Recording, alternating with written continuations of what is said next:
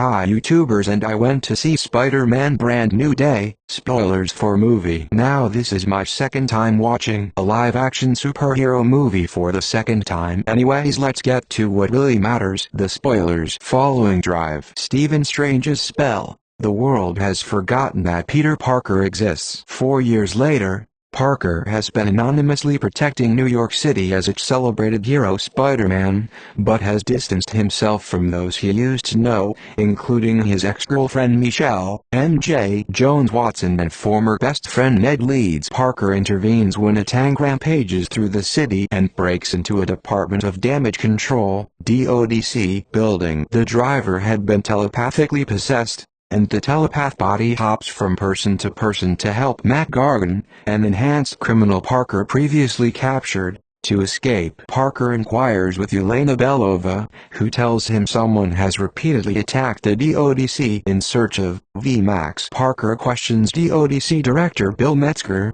who claims ignorance. Parker encounters Ned and MJ, who have moved back to New York after graduating from MIT and do not recognize him. Parker returns home in distress, and wakes up the next morning with heightened senses and organic webs coming out of his wrists. He tracks down Gargan, now possessed by the telepath, who tries to break back into the DODC. The telepath mocks him, and Parker reacts with uncharacteristic violence, brutally beating Gargan and inadvertently injuring a responding police officer. Hoping to control his new mutations, Parker goes to Bruce Banner to ask about the inhibitor device that uses Sirena to suppress his alter ego, the Hulk. On Banner's advice, Parker makes his own inhibitor to limit his powers, while also working on a second to suppress the telepath's abilities. Before Parker can finish, the telepath finds him and, after learning about MJ, possesses her and tricks Parker into revealing his face. Parker concedes defeat after narrowly saving MJ,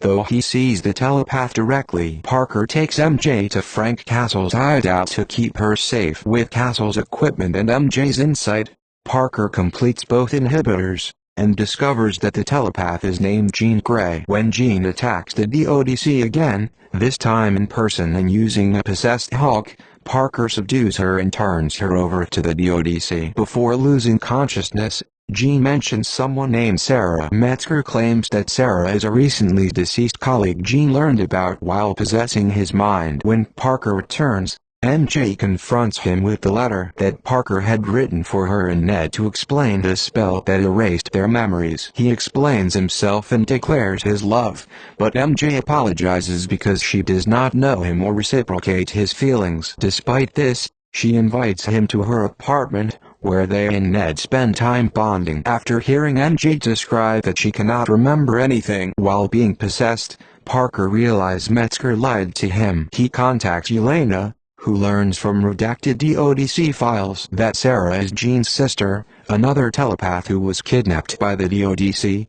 The only clue Jean has is VMAX, a message she heard telepathically from Sarah. Metzger begins experimenting on Jean's mind. She realizes VMAX is the fading text on the label on the air vent above the holding cell, the last thing Sarah saw before she died. An enraged Jean psionically locks the area around her. Parker, who is still resistant to her abilities, enters the DODC to stop her. Jean rebuffs him and possesses a large group of the Hand Ninjas, who have been working for the DODC. Initially overwhelmed, he removes his inhibitor and embraces his mutations, using his new abilities to defeat the Hand. Parker allows Jean to enter his mind, where she finds a memory of his Aunt May, who accepted his abilities and loved him for himself. Parker offers Jean understanding over her loss and deliberately puts himself between her and Castle, who tries to shoot her from outside, with Parker sustaining a near-fatal wound. Parker wakes up in the hospital with Castle, who explains that Jean kept him alive while in critical condition. In the aftermath,